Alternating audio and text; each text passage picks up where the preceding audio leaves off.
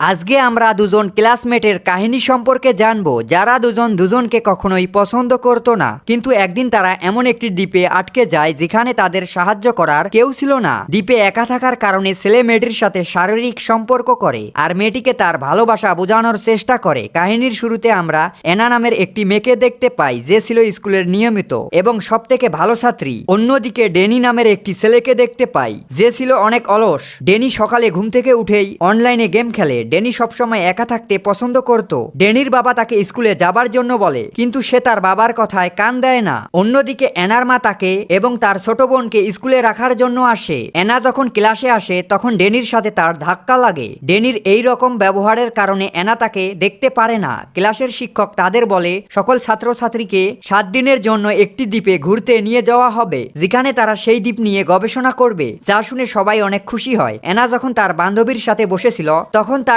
একজন বান্ধবী বলে জ্যাক অ্যানাকে পছন্দ করে। অ্যানা বলে এই বাদ দিয়ে আমাদের এই ভ্রমণে মনোযোগ দেওয়া দরকার। তাদের পাশেই ডেনি একা বসেছিল। অ্যানা এবং তার বান্ধবীরা কেউ ডেনিকে পছন্দ করতো না। পরের দিন সকল ছাত্রছাত্রী সেই দ্বীপে যাবার জন্য স্কুলে আসে। কিছুক্ষণের মধ্যে তারা সবাই একত্র হয়। শিক্ষক তাদের মজা করার জন্য বলে যেন তাদের মন ভালো থাকে। অ্যানা তার বন্ধুর সাথে গোসল করতেছিল যেখানে জ্যাক তাদের সাথে ছিল। অ্যানা দেখে ডেনি তাদের এই সব উপর থেকে দেখতেছিল। পরের দিন সকল ছাত্রছাত্রী নিজেদের প্রাইভেট কাজ করতেছিল। ডেনি নিজেও কাজ করতেছিল। সেই রাতে অ্যানার বান্ধবী তাকে বলে জ্যাক একটি পার্টি দিয়েছে যেখানে আমরা সবাই যাব। অ্যানা প্রথমেই নিষেধ করলে পরে তার বন্ধুদের কথায় রাজি হয়। তারা সবাই রেডি হয়ে পার্টিতে যায় যেখানে সবাই তাদের গার্লফ্রেন্ডের সাথে নাচতেছিল। তখনই অ্যানা দেখতে পায় জ্যাক একটি মেয়ের সাথে নাচতেছিল, যা ডেনি নিজেও দেখে। ডেনি অ্যানাকে বলে তোমার বয়ফ্রেন্ড তো অন্য মেয়ের সাথে মজা করতে আসে। যা শুনে অ্যানা বলে এতে আমার কোনো কিছুই যায় আসে না। কিছুক্ষণ পর তাদের বোর্ডের পাশে একটি পুলিশের বোর্ড আসে, কারণ পুলিশ খবর পেয়েছে সেখানে থাকা সকল ছাত্রছাত্রী ড্রাগস নিয়েছে। পুলিশ এক এক করে সবাইকে চেক করার সময় অ্যানার পা পিছলে যায়